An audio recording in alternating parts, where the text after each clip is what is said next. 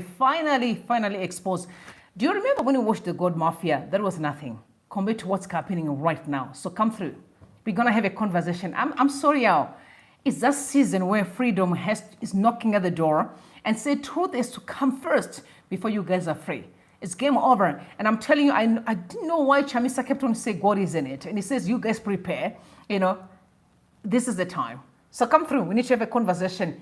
Family meeting, it's very important. By the way, please make sure that at least you comment respectfully, because these comments are important. I know there are people here who were sent to do the work of just seeing what we are saying in the society. But anyway, all good. So before we proceed, please don't forget, if it's your first time, you should subscribe to the channel and make sure that you ring the bell. But to my regulars, I also want to say shout out. Thank you so much for keeping yourself around and keep me company. It really means a lot. I can see everyone is coming through so we can have this conversation. Very important one. Yeah. It's, when it rains, it pours, right? When it rains, it does pour. All the time. Okay, so the question of the day. I want to ask you a question. Why, Zimbabweans, why are we so comfortable with taking the wrong route? Why? And I know some people say, what is that supposed to mean? Okay. We can see wrong happens in front of us. We can follow people who are going absolutely nowhere. And I'm talking about the people in ZANU-PF right now. We can see that these people are going absolutely nowhere, but we are following them. I don't know what we want. Right. Why are we comfortable with taking the wrong route? Because I think I would lose my mind, guys. If you do remember what happened during the time of the God Mafia, people spoke about it, and there were all these speculations that no, accounts were frozen. Before you know it, that was it. And they just went quiet. And what did we do? We kept moving. Zimbabweans, why can't we confront the elephant in the room? Why can't we have a conversation and make sure that we mean business and say we are not waiting for tomorrow. We need to have a solution today. Why do we move so fast? Because these people are definitely capitalizing on our naivety. They've realized that we can let go of things easily, and they're saying, okay, these guys are doing, if you know what they're doing,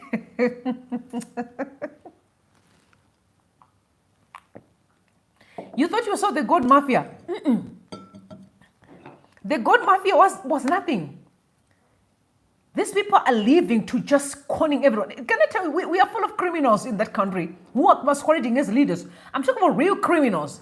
And real criminals, you can see how they kind of using the thugs to threaten, to assassinate, because they are real gangsters. But know what they do? They're hiding in the churches. They're hiding in suits. They talk a good game. But hey, they're dirty. They are filthy. I know some people are going to step on your toe tonight. All right, we'll step on your toe. Oh, by the way, guys, I want to send some shout out because Linda Masara is not feeling quite well. We saw rounds of your pictures. She's fighting for her life in hospital. By the way, one day I said to Linda Masara, Linda, you kind of playing around with the devil. When the devil is in the neighborhood, you better not play around devils because they will execute you. They will eliminate you. And I just want to say to Linda Masara, we're praying for you. May God heal you. Divine healing is your portion, my sister. But last time when people were being hurt, I remember Linda Masara saying, no, these are just being staged, choreographed, torture, abductions. No, sissy. You see, but we won't retaliate. All we do is prayers up for you so that at least you can get the healing that you want. Now, are we kind of seeing the next president? People are saying on social media. And whom am I referring to? Because I'm seeing this, message that was sent out by Varakash against ED's third term. I know these guys are like hardcore supporters for ZANU-PF who are saying no to third term for ED, no to third term, which means there's something that is going on right now. I'm going to get into it, but I need to focus on this tweet here. They said, His Excellency H.E. Wikino Shiva has appointed Dr. Osilia Mnangagwa as the Minister of Tourism and Sean Mnangagwa as Finance Minister. Sorry, Sean should not be Finance Minister. I think David should. Sean is doing kind of engineering, so he might be somewhere in the engineering sector. They are simply saying that will be heralded in October 2028. Vision 2030, 2030, coaching and mentoring. So they are simply kind of throwing like a sarcastic message and say, are we not looking at Shiva being like the next president?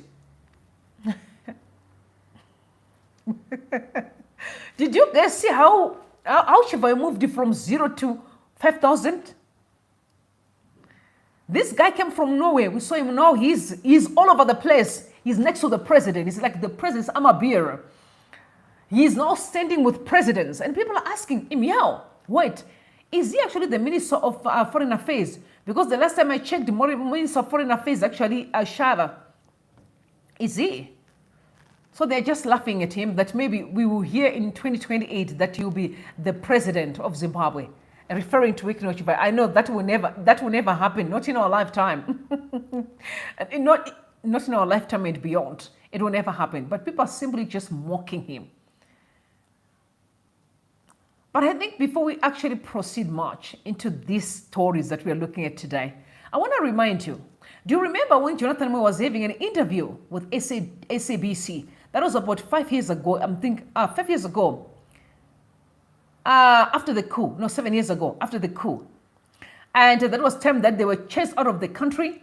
And then Jonathan Moyo said this statement. He was alleging that President Mnangagwa was the most corrupt individual in the country. Do you remember that interview? Okay, I can remind you, and I've got all the information, So I want you to take a listen to Jonathan Moyo speaking before we have to dig into what we need to talk about tonight. Take a listen, please. The pretext. So as long as we want to grab power, we will find a pretext, and in this case, the pretext will be, did you not see the humiliation of a particular leader by the First Lady? Now, let's get to the fact. The fact of the matter is that Grace Mugabe, as the First Lady, and President Mugabe went through unbelievable humiliation. Unbelievable humiliation.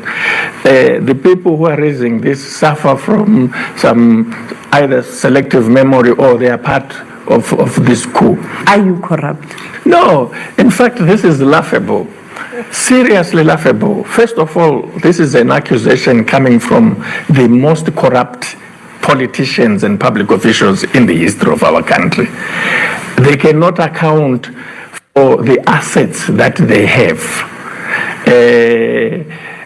The richest individual in the Republic of Zimbabwe is Emmerson Mnangagwa. The one person who was responsible for setting up ZANU-PF companies when he was the Secretary for Finance of the ruling party is Emmerson Mnangagwa. There is no cent that comes from those companies, including a bank, including investments in the region, in countries like Namibia and even South Africa. The person who led the plunder of resources, or even in foreign countries such as the Democratic Republic of Congo, leading to the United Nations investigating and coming up with a report that is still there, is Emmerson Mnangagwa, along with the military cabal of General Chiwenga, SP Moyo, the person who brought the Chinese to plunder Chiadzwa diamond resources for Zimbabwe, up to a point where we have, at the very least, over a period from 2007 to 2014, some 12 to 15 billion dollars in diamond revenue that remains unaccounted for, that went into the pockets of individuals. These people have staged a coup, not just to grab power for the sake of grabbing power, but in order to cover up their corruption. That Command Agriculture was nothing but a looting scheme. But some are saying that agricultural program was a program aimed at assisting farmers, and farmers are happy, and you can... No, there are no farmers. It's actually what is really sad about the Zimbabwean context is that they will introduce something that looks very legit, but it won't be legit. But sometimes I sit down and I'm like, who are really behind this whole shenanigans? Because honestly, the guys that are executing aren't really the ones that are thinking behind. There must be some form like a task force that really sit down and kind of calculating all these moves. Because I don't really think that the people that you see executing are the ones that are thinking at the same time. Then that again will make us question, who are the people? People like Mnangagwa, they normally be attorneys of the state. I understand that lawyers can't really, sometimes have to be cautioned about who they represent. Is their right to do so. But in the context of Zimbabwe, when people know really what's going on in the country, I think for me being an attorney, honestly, I think my conscience will be alive. I'm like, no, as much as I'm an attorney, but knowing exactly what's going on in the country, I won't take you. I won't represent you. But no, these ones always have those that are willing to do anything just for the sake of money. So, talking about the Commander Agriculture, do you also remember what, and again, I mean, Gift Mugano mentioned, I remember the time when he was having, a talk with Friday, on Friday Drinks, and he mentioned that this Commander Agriculture, they are simply machinations. There's nothing. Those are vehicles just to push man out.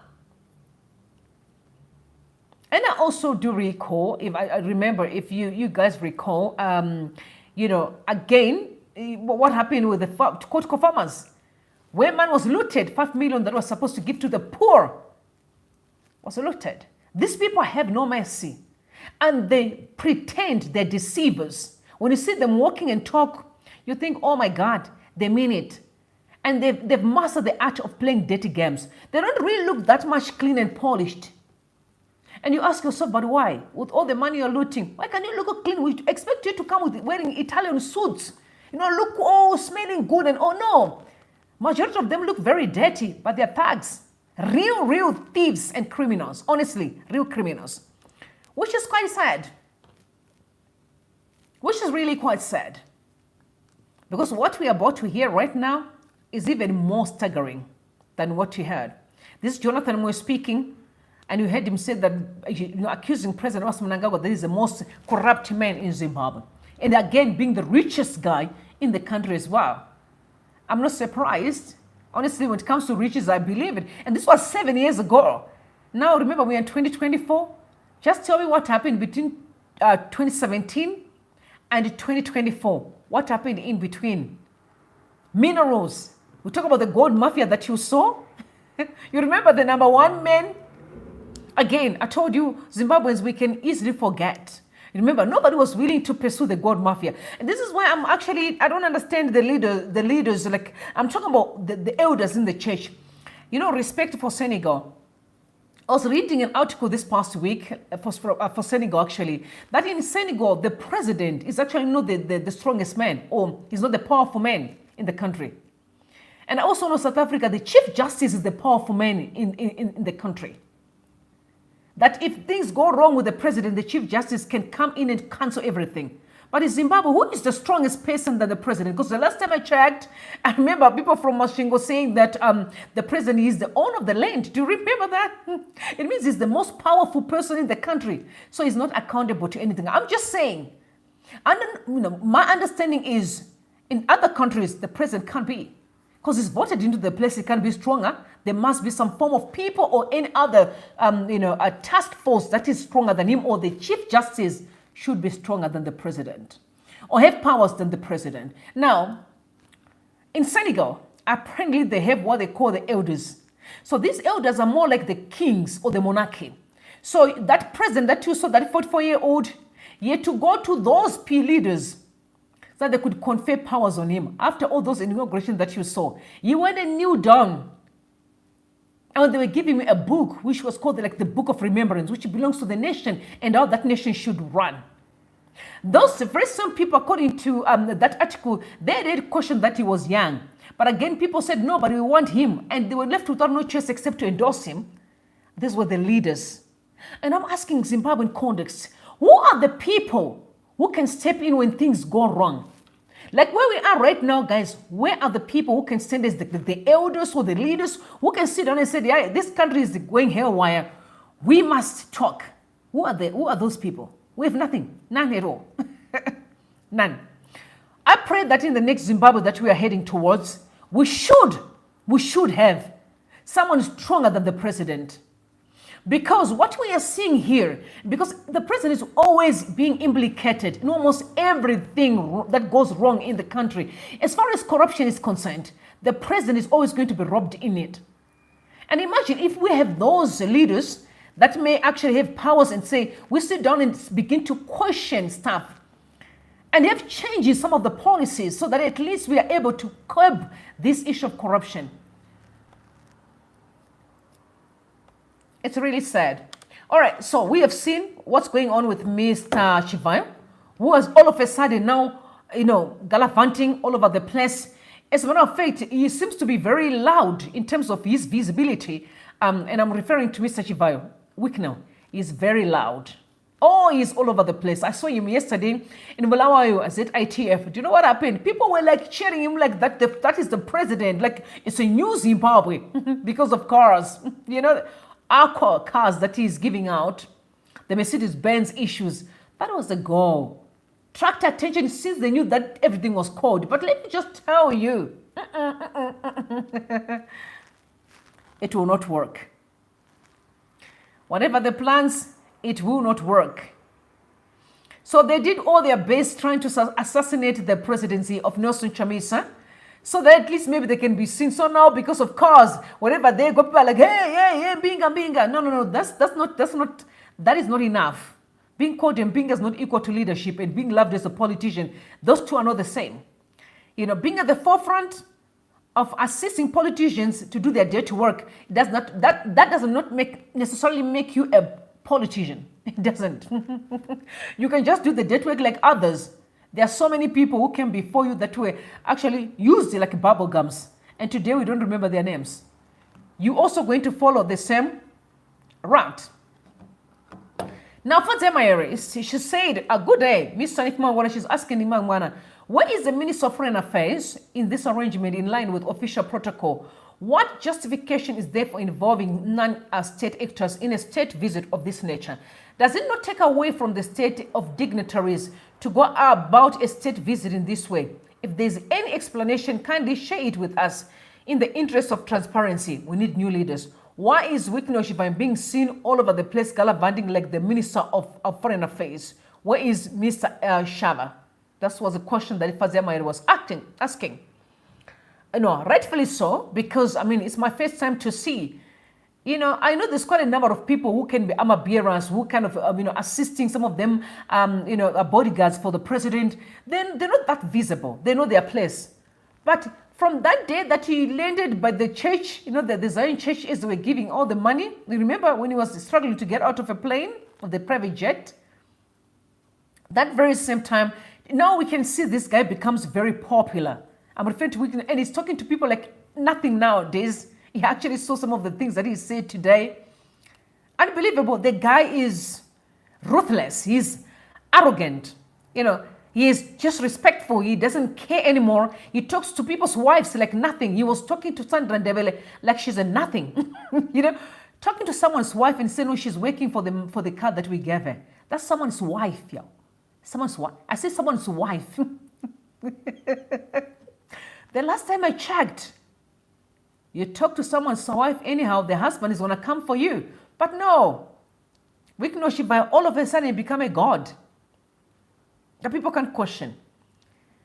The news walks reported that the controversial businessman, Shivayo, and President Mnangagwa seen here with visiting Kenyan President William Ruto yesterday. Ruto will open the Zimbabwe International Trade Fair in Bulawayo today. Mnangagwa and Shivayo have been linked in various ways, with the tycoon being a non-enthusiastic supporter and ally of the president. Shivayo's company, Intratech, has received several government contracts, including a 200 million solar power project, which has raised eyebrows and sparked allegations of corruption and cronyism. Shivayo currently distributing cars to ZANU-PF supporters and celebrities like confetti at a wedding in a move which has eyebrows, has been accused of using his dodgy relationship with Mnangagwa to influence government decisions and secure lucrative deals. In return, Shivayo has publicly praised Mnangagwa and his administration, singing for his supper. He has been spotted at various high-profile events and meetings with the president.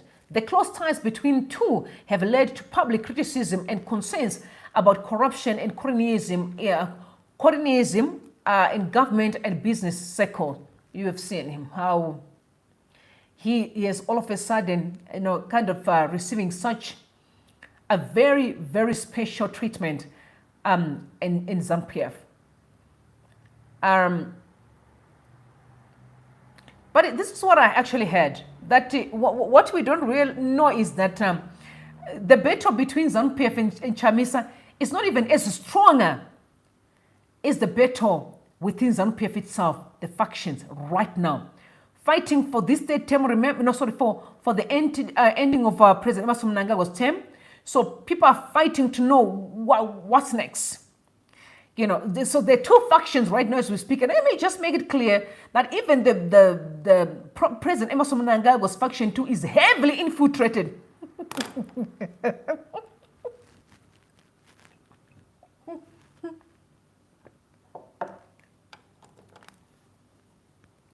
Do you remember last year that there were people that we had where they were not going back to ZANU-PF? Do you remember that they're going back to ZANU-PF and they're heavily infiltrated? But I'm not surprised, because you know what? You live by a gun, you die by a gun now. ZANU-PF is known for infiltrating others like they did to Citizen Coalition for Change. So you can't be surprised when you are sowing the same seeds. It's coming back. It's coming back. Because that's how you play the game. They're going to play this very same game. Ibora and Bav, isn't it? So they're saying they're heavily infiltrated. Just hear speculations. Because what's going currently online right now on X, for those that are on X can testify, that there are two factions. But the other faction is quite very strong and loud. Because this one, for that kind of falling under President Emerson Mnangagwa, is just definitely dying slowly. Remember, it's dying because the other faction is not letting go. It can't allow them to take either the 2030 mantra or to take the third term. It's done because people are not benefiting much. Now it's driving the force of buying the externals, like celebrities, singers, some of them comedians, or you also see bloggers, being given these smaller cars so that at least maybe they can push an agenda, a narrative of saying, Idi Wuchi, like you've seen. I mean, you see whenever, Wikino posts, you're also going to end and say, Idi Wuchi, 2013 Achiripo, and those kind of things. So that's the reason. But they're neglecting those that push the agenda of the party in full, and the ones that were neglected are upset. And they're saying no to third term and no to 2030 mantra. So their visibility is intensifying now very strongly, and they're pushing an agenda of Xavier Kasukuwere. And you can hear them. There was a question yesterday. What do you guys think if Xavier can come back and kind of fight, on behalf of ZANU-PF? And you also remember last time that, Kasukuwere made it clear that his goal is not even other people. He's facing Emerson, which means he was fighting for ZANU-PF. You do remember that time when he's coming as an independent? Right? No, I don't think he's off the hook yet. I don't think so. I think he's still in 150%. And if I can remind you, towards elections, there was a BRICS summit in South Africa. And I remember that time when there was a BRICS summit that, VP Chiwenga attended the BRICS summit because President Mnangagwa, by that time, things were heating up. Remember, immediately after elections, or in terms of that was before elections, if I'm not mistaken. Things were heating up. And that was when I saw Xavier sing a song, takakutaurira nyika nderopa. Do you remember the Tangamire tonga ineva iwe talube ayaye terera? You remember that? This country. You remember that? You remember that song? Okay. For those that haven't heard, if you go to my YouTube channel right now and check on the shorts, you will see Xavier wearing his light blue shirt, and he was singing. Behind him, there was a Mercedes-Benz, and he was singing. Do you remember that? And the speculations were he actually met VP Chiwenga at that time. Okay, these were speculations. You know how people are. People are just crazy. But all I'm saying is that it's very intense. And again, hoping that they've silenced Nelson Chamisa, because remember, they did him so dirty. They did heavily dirty, you know, and thinking that, no, he's gone. No, he's not gone. And by the way, his supporters are there fully. I'm one of them. So I'm just waiting for the way forward. I'll be in on the campaign trail, heavily on the campaign trail. So he's not gone. Okay. So whatever that happens in ZANU-PF, good luck for them. But 2030, it won't happen. And the third term, it will not happen. According to what is happening, people are saying, no, it's not going to happen. So let's see where this is going. But now here we are talking about the issue of corruption. Very important. Mangudya, again, roped into the whole thing. This time, it's not an issue of space. Remember, when we were listening to the gold mafia, you could just hear Reserve Bank, but they were not really mentioning the name. But now this report here is very clear, mentioning him, implicating him, President Mnangagwa, and also Kuda Tagwirei. Again, this is why you know me every time when I talk about Kuda Tagwirei. I know. When I talk about Kuda Tagwirei, I always say, because he says he's a preacher, he's a teacher of the word, he's an elder in the SDA church. For that reason, I always question myself and say, people in SDA, you need to start asking the right questions. Because some of you get in the church and you're asking for prayers because you can't feed your kids. That man there, we talk of Kuda Tagwirei, that man has got your answers. He's always being implicated in almost every corruption that happened in the country, especially on solicited financial flows. You're always going to find Kuda Tagwirei there, but you'll be in the church telling the church that, oh, listen here, Canaan is around the corner, but the country is depleting. Where the hell is the Canaan is going to come?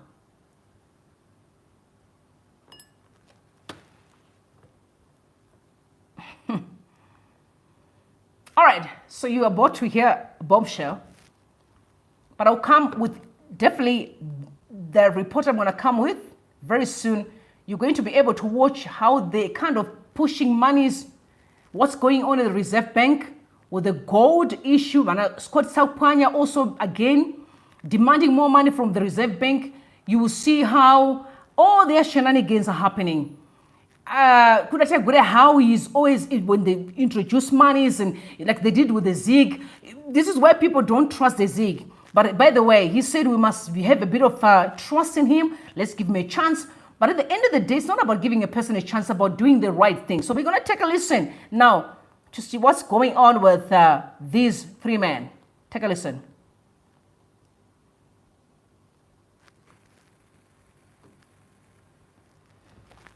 Kadija, Kadija is an investigative journalist based in South Africa.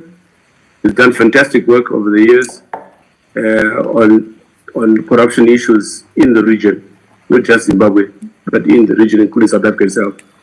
Kadija, please, your floor is yours. Thank you, and thank you for having me. I think just in context of the global financial system, Zimbabwe is a good example of why sanctions and mutual legal assistance requests and so forth don't work. On the ground, you have a dominant political party where corruption is institutionalized and shapes the way that the state performs, and that the party itself performs like a multinational with its own parallel economy. It operates in multiple jurisdictions, companies that may be known or unknown, activities that may be formalized or extra-legal. And across the region, as well as in Zimbabwe, you have the dominant parties that are suspended above the societies it ostensibly governs. They legitimate rule by manipulating the liberation struggle as their reason for staying in power. They repurpose the state apparatus through militarism and financial secrecy. They use nationalism to maintain a class of elites or oligarchs that gain benefit through political capital, but still use defensive language of this is what happened during colonialism.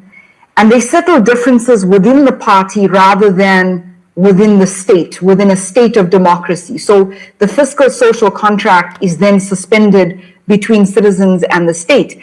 And for that reason, we can see why regimes like Zimbabwe lean towards China and Russia increasingly, because the same authoritarian system is in place. And those regimes mirror each other, the state of economic capture, where things are fast-tracked towards a hidden and corrupt privatization of assets that creates a class of elites that then prop up the regime that's in place. So you have this false brothers in arms mentality across the region, and South Africa's ANC is a part of that, part of what's happening in Zimbabwe and Botswana and Namibia with SWAPO and Frelimo and so forth, because they use the same 5 principles of staying in power. And externally, those sanctions and those mutual legal assistance requests don't have any value, because capital, regardless of origin, whether it's stolen or not, is conferred a privilege in jurisdictions like Mauritius, the UAE, Switzerland, which we'll come to as it relates to Zimbabwe.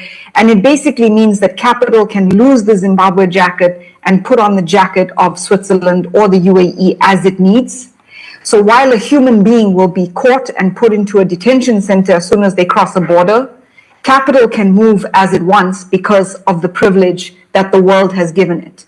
So the way in which these legal vehicles repurpose and reroute money, regardless of its origin, is almost wholly legal in many different places. So they can rent out these jurisdictions.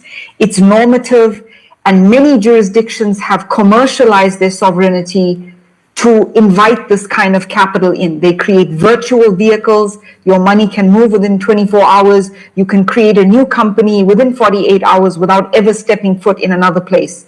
And this works for debt, for assets, for public contracts, commodities, and flows. So as relates to Zimbabwe's currency, why is there dollar scarcity? Why is there hyperinflation? 2 years ago, we did an investigation into Zimbabwe's blackouts, and the connection with the Zimbabwean dollar. So fuel supply was one of the biggest costs. According to the central bank's own disclosures, fuel supply was one of the biggest costs. It has to be purchased in Forex, and there was no fuel to be found. With the darkness came famine. Zimbabwe's biggest sector was agriculture, and farmers need at least 40% of inputs as fuel, which is then priced in dollars. And we had a source of data, and we were able to see that from 2013, 2014, as the current president came to power, he, as a deputy and then as the president, he allocated the fuel monopoly to his right hand through the National Oil Company, and Tagwirei's firm got it, Secunda. Then under the guise of a joint venture in 2014, Tagwirei shared this monopoly with Trafigura, a Swiss commodity trader, overvaluing the shares of his company. It gave Trafigura stakeholder rights in the country to basically control the economy. They got control of the pipeline, the fuel storage center, the volume and value of fuel flowing into the country itself. So Trafigura described their own role as price maker and price taker in Zimbabwe. And for this, Trafigura paid Tagwirei about $100 million in fees to him as an individual, not to the company, from 2014 until 2018. So that's effectively $25 million a year to one individual, who then paid out various people within the party, and it gave this Swiss commodity trader a near monopoly over the entire fuel economy and everything that depended on fuel. And that went into his Swiss bank account, Pictet. The former finance minister, Tendai Biti, said that only one set of interests controls this economy, Trafigura and Tagwirei. Now, Zimbabwe couldn't afford to pay Trafigura the dollar price of the fuel, and they had a debt ceiling. So Trafigura then loaned over $1 billion with a monthly interest rate of 16.5% that doubled and tripled as they defaulted. And Trafigura called this a prepayment to circumvent Parliament from finding out. So most of the foreign currency had to then pass through to a Swiss commodity trader that corruptly obtained a near fuel monopoly and was then able to control how much of fuel came in, how that fuel was priced, and even the interest rates on the cost of the dollar that was being used to pay for the fuel through an advance loan. And when this kind of came out, they then shifted to Mauritius with a new company where the central bank governor was the protector of a trust of that company, and where Tagwirei himself had, WhatsApp messages showing that the president was the one who was shaping the terms, the conditions, demanding certain things in advance, and the regime, or the corporate aspect of the dominant party under the president, was considered a shareholder in this company. So in one WhatsApp message, it says he wants the money to be paid after I show him the directors and the owners of the SOTIC document, and he was His Excellency, it was the president. In another document, it describes the role of John Mangudya, then the central bank governor, who was also part of the holding company of the system. So why did they structure a new fuel $/dollar mechanism using the UAE and Mauritius, because the UAE offers the same thing that many different jurisdictions do, legal and financial secrecy. But where sanctions come to the fore, the UAE provides no response to mutual legal assistance. So if a government like South Africa is asking for financial flows, shareholders, activities related to bank accounts, even extradition, the UAE will let it sit for a number of years, bounce it back on the basis of technicalities. This translation isn't correct, that stamp isn't correct, refile it. Then both files will be cancelled in the system because now there are multiple entries and people have to start again. So they extend the process of MLA requests for years and years until the whole system has changed and the request is basically voided. I'll stop there, but that's where a significant portion of Zimbabwe's dollars went. That's how the debt system was created. We can go into the domestic bonds that ended up competing with foreign debt and which were not backed by anything. But essentially, the hyperinflation comes down to how the dollars are used, how the system was repurposed, and who benefited from that system. Certainly not the public who was forced to pay the price. How does one break the cycle, Kadija? I think very easily. I think very easily. Like the problem for me as a journalist with civil society is that they sometimes make problems seem insurmountable, as if it's endemic, as if there's an incapacity to change the system. But these things can change overnight if there's enough public pressure, feet to the pavement, in the sense of barefoot politics. An NGO does not have enough power to change the performance of a government, but the public can. The public is terrifying to people in power. The public is the most, excuse my language, fucking terrifying to corrupt people in power. They just don't want the public to know their power. So if a government decided to end this double taxation agreement with Mauritius, there'd be no benefit to setting up companies in Mauritius because now they'd be taxed normally. So the taxation would have to occur at source point in Zimbabwe. If the government decided to create registries, to publish contracts, to disclose in, a beneficial ownership information, country by country reporting, it means that companies linked to Trafigura as joint venture partners, as subsidiaries, as affiliated companies would have to disclose net book value, where employees are located, where profits are recorded, where taxes are paid, and all of that would create such a big disincentive. Because Trafigura was not allowed to pay Tagwirei, an individual, $100 million over 4 or 5 years. You don't get to pay an individual who's a politically exposed person. But they did because there was no country by country reporting mandatorily required of them as a company. Parliament needs to ensure that prepayments or advances of cash are considered part of the loan system. A prepayment should not circumvent what is a loan. So there are many easy ways to make mandatory and disincentivize corruption and parallel economies from happening. But it doesn't happen because sometimes, in my view, civil society likes to make the problem seem bigger than it should be, and that excludes people from being part of the solution. If you talk to people on their level, explain to them what's happening, and demand a response from them, people will respond. But if we talk to each other using a language that is exclusionary, people cannot participate in a reality that primarily and dramatically affects their lives. Kadija, are you aware of the status of civil society in Zimbabwe? Not to mention even your own country, South Africa. And the level of information, the kind of information that you're putting on the table here is far beyond even the best of journalists in our country. These things they've not been able to unravel. That's why we have to get people like yourself and Nick Donaldson to assist us. It's how do we improve the level of information, the flow of information, the intricacies such as those you have just described, where, for example, what you have just said, the major deals are made within the infrastructure sector, the financial sector, and the fuel sector. And these are the areas in which the corruption is the most rife in our country. And there's no doubt the relationship between the kind of corruption that's taking place there and the financial crisis that we have in our country. But what's your proposal in terms of making this kind of information more accessible to the public? I've not seen your own work for 3 years now. Are you being muzzled in South Africa? What's happening? So, financial literacy, even where people have the right to vote in electoral democracies, the absence of financial literacy shapes how people engage with their government, because they're not being as surgical as they should be in demanding the answers that they need, want, and should have.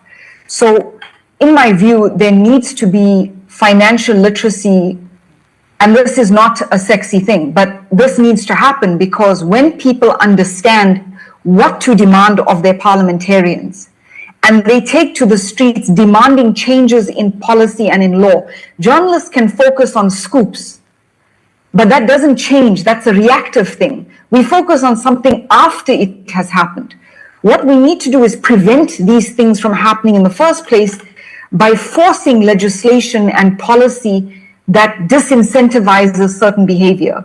So just the things we mentioned: automatic information exchange, beneficial ownership disclosure, country by country reporting. These are basic things that people need to force through parliament with their feet. People need to protest, not for an hour, for days.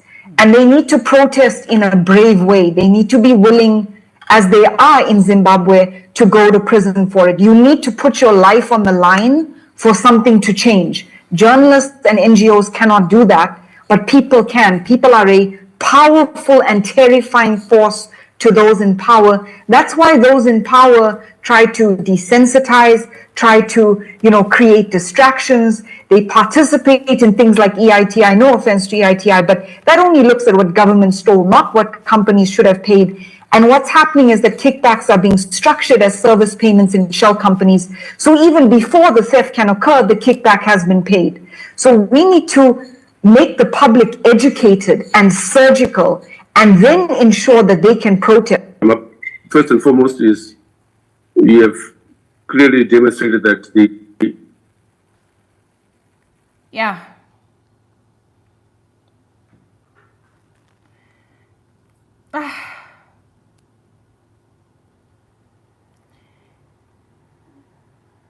Do you really think that these people have capacity to do anything for Zimbabweans? Do you think they do have capacity? Honestly, do these people, are they into lead, or they're just up to something? Because I don't understand them. Did you ever see them at the hospital to check what's going on at Parinyatwa or Pagomo Hospital? Have you ever seen them one day? Where do you see them? Either it's Dubai, mining spaces, where they know that it's all about the looting. That's where you see them. Have you ever seen them at Parinyatwa Hospital one day, or Harare Hospital? Walking in the hospital, checking hospitals, check what's happening with all the patients. But that's what leaders do, isn't it? That's what presidents and leaders do.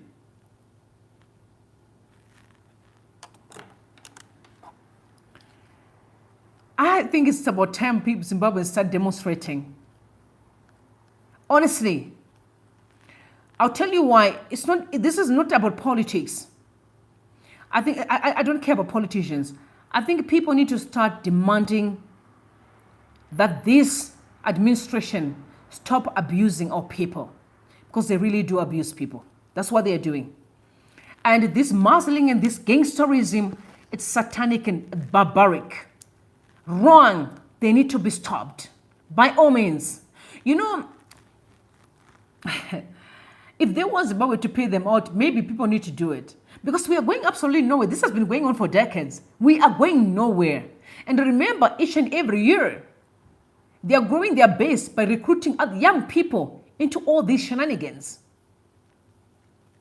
That's when you hear people say that it's a system now, everyone is crying to join. You're not joining the system, you're joining gangsterism. And you see young people acting like they've got money, and there's nothing going on there. They're simply waiting for a day that I can also be seen doing something. And I want to say shout out to Dr. Ibo Mandas. He's doing incredibly well. All this work is him. That is, they actually took under his trust. He does incredible work. I remember last time after elections, you saw him. He was up and down South Africa. He also did some petitions there. And I'm sure there's going to be a lot going on. Because remember, Sadak is going to be in Zimbabwe this year. I don't know if that's going to happen. Considering all these dubious things that are going on. You also saw yesterday with the Mozambique stuff. I'm sure Sadak is fed up. Sadak is fed up. I'm sure they are fed up. I also don't understand the kind of journalism that's going on in Zimbabwe, guys. Do you understand what I'm saying? I was watching Code Blanche, Code Blanche, and those guys they're serious in the main business. And I'm asking myself, what's going on with the journalism in Zimbabwe? Hopo is doing incredibly well because he's also, he does all these investigations and all, but I think almost every journalist does the same. But do you see any journalism kind of work going on in Zimbabwe? But people are saying that because they're being given money to kind of blocking stories, like these hot stories, they get money and they can't report much on it. But let me just tell you, if you're a journalist, you're here, my brother or sister, who you are, listen to me. These people are simply assassinating your career or assassinating your dreams and your passion and your purpose. Because the money you're taking, they're silencing you, not only for them, but to also do some work that are critical or to learn and grow. Do you know what taking money from politicians is actually the worst thing any human being can ever do? Not me, not me. Actually, no politician can afford me, actually. No politicians can afford me because you know why? My blood is too expensive to sell. I don't sell my soul that easily. I'm way too expensive to do so. So you can't buy me. I've got a paper saying I'm not going to, because I need to speak whatever I want to say, and anytime I want to say it. No one should own me. Nobody, not one person. I refuse that. My point is that, guys, journalists, do your job, man. You can't wait for South Africans and people in London. I'm going to come with the London, investigations. You see that one you see in PowerPoint. That's why I said, don't worry. I broke my computer. my MacBook fell. So yeah, don't worry. I'm coming soon. So you see that PowerPoint presentation and actually see how they're doing it in the letters that are being sent out. All this stuff should be known by journalists in Zimbabwe. But now we're waiting for South African journalists to do the work. We're waiting for London journalists to do the work on behalf of Zimbabweans. Where are our journalists? Dada, where are you? Site, where are you? The news walks, I've seen you guys doing incredible. You were fighting last time when you were told to stop talking about the story. Hey, do the right thing. Do the work. They don't own you, these people. Do the job. Speak the truth. Report facts. You don't owe them anything. You are owing Zimbabweans truth. And you're owing generations truth. I'm telling you, stop taking all these peanuts to ruin your careers and your future. You guys should be far today. You should be far, owning big companies, but you keep on suppressing yourself by taking dirty money. Dirty money is a choker of destiny. But are you surprised why they dissolved the parliament? Are you surprised? Did you hear? Because they know that's where the pushback is. You do remember immediately after elections and when they were doing debates, it was heating up. What did they do? Record everyone so they can just remain with their danda heads. And their danda heads can just be talking. If you in parliament, because I've paid you to be here, you do my stuff. That's what you can see now. Vana Sengezo, they are not senators. Who voted for him? Nobody. Are you surprised that some people were recalled? Some even died. Today, Scott Sapwanya is in parliament. The next presentation, you'll see Scott Sapwanya coming out there, making commands to the Reserve Bank of Zimbabwe. Scott, I say Scott Sapwanya is that guy that one.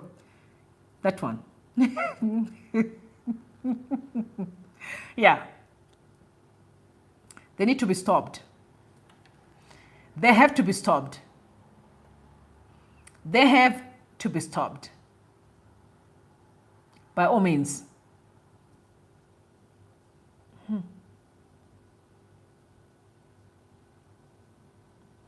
All right, guys. Let me say, just moving on. Let me just make this clear. I'm not a politician. Okay. First and foremost, let me make this clear. It's a disclaimer. I'm not a politician. Neither do I want to be a politician. It's a demotion for me to be a politician. And let me tell you why it's a demotion. And I'm saying this respectfully because for me, I hate being boxed. I hate being controlled. If I want to be part of a political party, it means I'm going to be acting within the parameters of a political party. That's not who I am. It's not my calling. I don't want to be a politician. And let me tell you why I say so. I also saw Hope was writing a very huge piece that I'm not a politician. Stop. Okay, first, sometimes it's not even that people that are saying you're a politician really mean it. Is ZANU-PF trying to be, they need to know what's going on in your life, who you are, and what's up, and whatever. So, please, for the record, I am not a politician. But I have the right to either support whoever I want to support. If I have to be asked today, can I choose between President Mnangagwa and Kasukwire, I'm going to choose Kasukwire. I'll tell you facts. Because I know him. If I have to choose between Chamisa and Kasukwire, I will go Chamisa. Because you understand what I'm saying? If I have to choose, I'm just telling you facts. I have the right, like any Zimbabwean person, to either support whoever I want to support. And I'm not saying because I don't care who does what. I have the right to support any politician that I want to support.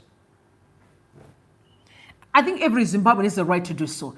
It's not everyone who kind of speaking about politics who want to be a politician. This is why we are sitting with a lot of incompetent individuals because they're just aligning themselves with a political party and yet they find themselves in offices that they can't even perform. We need to start hiring people based on meritocracy, not because you belong to a certain political party. We cannot carry on with that. We can't. So I'm not a politician. But I'm seeing this, and I don't even want to be in politics. But here's the thing. If God gives me a husband, a politician, I will support him. Because it's my job to help him, right? I mean, he's a helper, right? Yes. And it's also very important in life that you must know everything. So that just in case, if you marry an accountant, you must know how they behave. If you marry an attorney, you must know how the attorney behaves. If you marry a businessman, you must know how to behave. So you understand what's going on in his world. So who knows what? Maybe I'll marry a politician, but I'm not a politician. Right.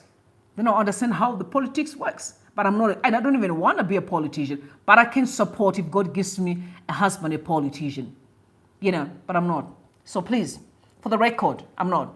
Now, I also saw Hope Oshingona said the same thing again. He's writing a long piece again saying, I'm not a politician because people I don't know, why do people think that you just have to be a politician to just talk about politics? He's a journalist who cry out loud. You will talk about politics. ZANU-PF is desperate to know what's going on in the world. Not everyone is as crazy as you are in terms of, power hungry. Not every Zimbabwean is about that. Yeah, we know we have got purposes to fulfill. Yeah. This is where we need to start changing our society. People need to know that you don't have to be a politician to live. Each and every person is called for a purpose, very unique purpose. So there's no reason for fighting. Only those who are fighting for power don't even know that, no, you can leave power and still live a very, very peaceful and loving and successful life. You just don't have to be within the corridors of power to be a human being. No. Okay, so let me read his message that he sends out. He said, today I received a call from an SABC television producer asking me about 2028 presidential campaign that I'm supposedly working on. I wanted to make it categorically clear that I have no intention whatsoever of running for the presidency, and I'm not working on anyone's presidential campaign, nor will I be doing so for 2028. Anyone who tells you otherwise is lying to you, and you should treat them as such. I verified social media handles, and I used to make public pronouncements about my immediate and future intentions.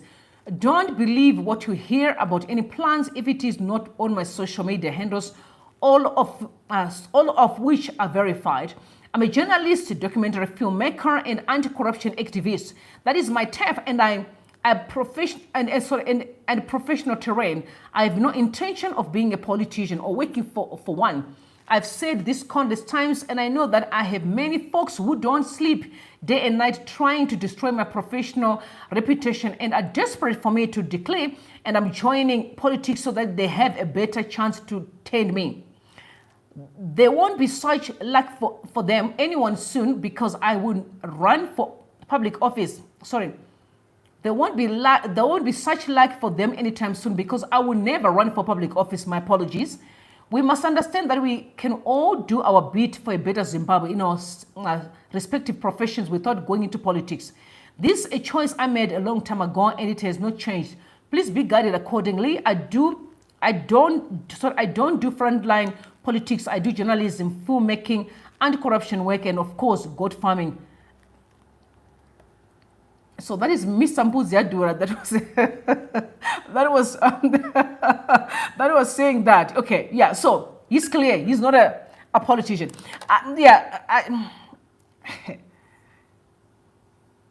This country is messed up, man. You know what?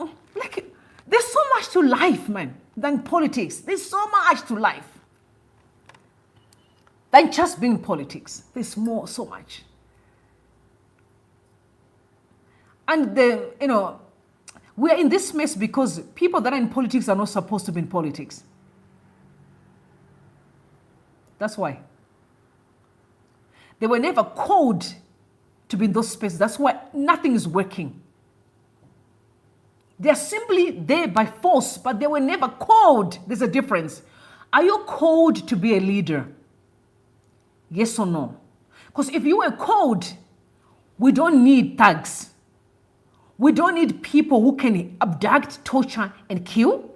We don't need fights and arguments unnecessarily. We would sit around the table. We don't need to outsource our struggle where we have to cry SADC should come, hey, you, whoever it is. We could be sitting around the table and have a discussion. If you guys were genuinely called for those positions, you were not called to be there. That's why you use force.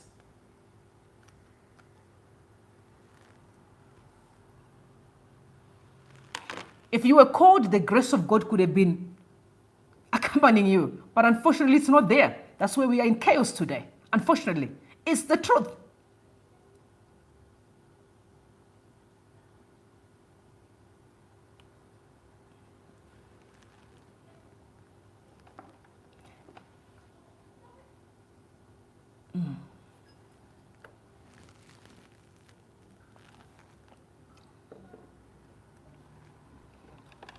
The way people are looting is a sign that you were never called to be where you are today. The way you struggle, you were never called to be where you are today because you could get inspiration. Because what purpose does, purpose is very much interlocked into destiny. So every move that you make, there's divine guidance. But there's no divine guidance. We can't even have our own money that works. There's fight all the time, debt everywhere, chaos all the time, because you were never called to be in those positions. Otherwise, we'll be successful today. Because everyone, you have a desire to make this country a better country, not to loot, but to make it a better country for all. Just to make sure that at least you say, I want to walk, and when the street is clean, I want to see clean buildings. I want to have clean water from the tap.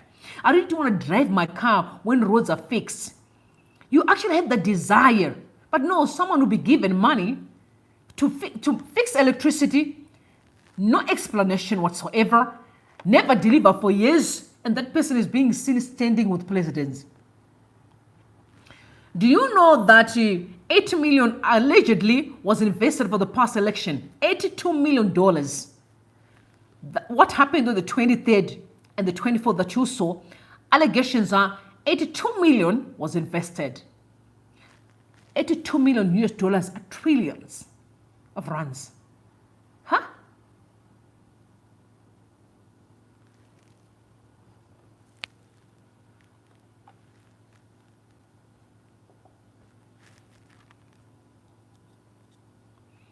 And allegations again are, Wikinews was given the tender. These allegations is their own ex as we speak, was given the tender. He did not deliver. Wanda Solar Project was given another tender. On the day of elections, there was no ballot paper. Do you remember that?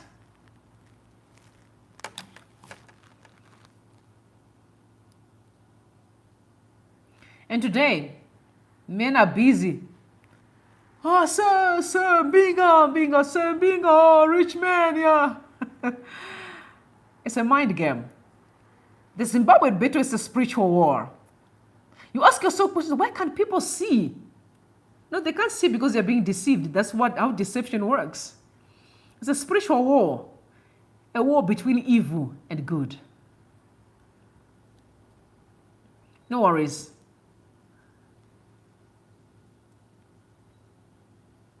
There's a way out. Very soon. Like we play. But there is definitely a way out. God doesn't sleep or slumber. He doesn't.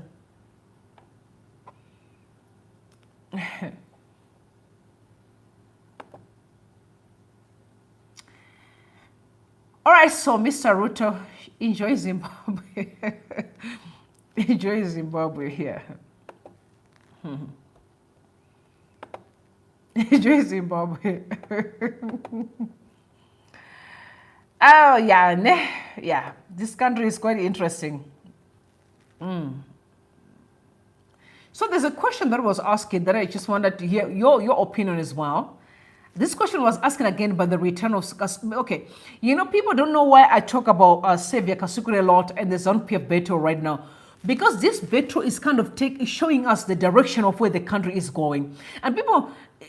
I don't get emotional about things most of the times, but I do kind of apply my mind and really get to understand what's going on. Because sometimes we just get hyped. We don't really think.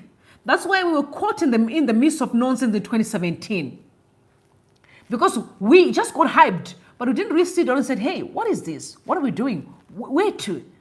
And we need to start applying our minds and really get to understand what's going on from every angle. Because what is currently going on is going to shape the future that we have. And if we can say, no, but it's not important. No, but anything can happen, don't forget. While we're saying it's not important, and we realize that, no, we are already in a mess. But it's important to have conversations around that, so because it gives us, an understanding of what to say or what to do when the time arrives, if something of that nature arrives. So they say, does Xavier Kasukure still have your support? Yes or no? This is a question that has been asked by the return of Xavier. It's a page. This page has been, of course, it's a page that is being managed by someone. It's not just a page that can just, like mushroom from nowhere. It's definitely someone who's managing it, and there's an agenda on it. I've told you that it is kind of, saying a lot. It says a lot. They also said, okay, so something very interesting here. They also say today that we have noted a pattern where Chivayo seems to step in where General Chiwenga is absent. Is this mere coincidence, or does it signify a deeper shift in leadership dynamics? Chivayo's appearance at various events have raised eyebrows, especially when VP Chiwenga is away. Again, the return of Xavier Page is the one that is saying so. And I've told you last time when people were speculating that maybe Xavier went to have a meeting with VP Chiwenga when he came here to attend BRICS Summit. You remember that? They were simply speculations. Again, I told you the battle of power in ZANU-PF, which, again, I'm going to be like Miss Samtambara here. Miss Samtambara, who said we're not interested in what's going on within ZANU-PF because they're the reasons why we're in these problems today. I don't think they have capacity to actually be able to save us from this mess. And I agree with him. We have been in this mess for a long time. So if anything could have happened, within the parameters could have happened without any other force, they could have seen and said, yeah, our leadership kind of taking us wayward. Can we turn?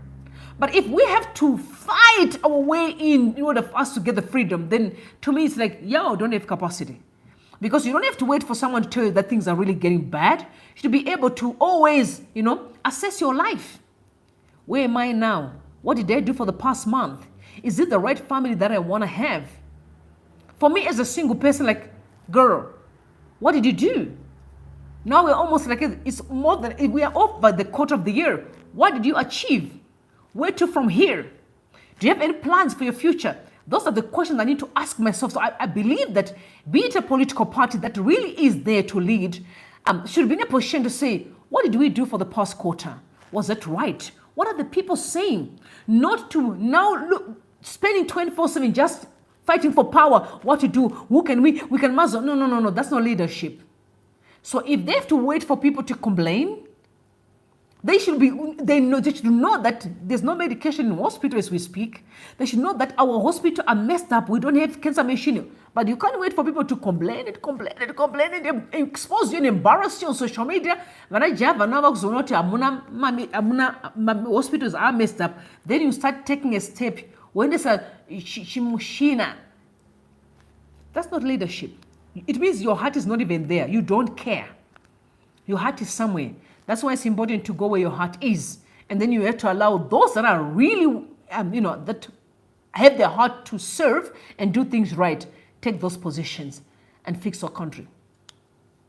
So I don't think ZANU-PF have capacity to fix our problems. No. As a political party, definitely not. I do not care who they can, if they say they can bring someone from heaven, I say no. I don't think the ZANU-PF on its own, do not have capacity to fix our problems in the country because they created them. They can't do it. All right, so guys, you tell me what you think in the comment section. I'm coming back with another report as well. This one is in a PowerPoint, so you're able to see all the kind of moving stuff and pretend in front of you and telling all manner of things. We are all fighting for the Zig as we speak right now, just waiting to hear what's next. But they know what's going on. Most of their moves are strategic, so that they can take the dollars and take the money and loot. But let's see where it's going. So please feel free to comment and do it respectfully because they read the comments. Very important, they should read them because they need to know what people think about their leadership, about where they're taking the country to. It's very important that we converse. And I love you all, and may God bless you, and may God bless Zimbabwe. Bye for now.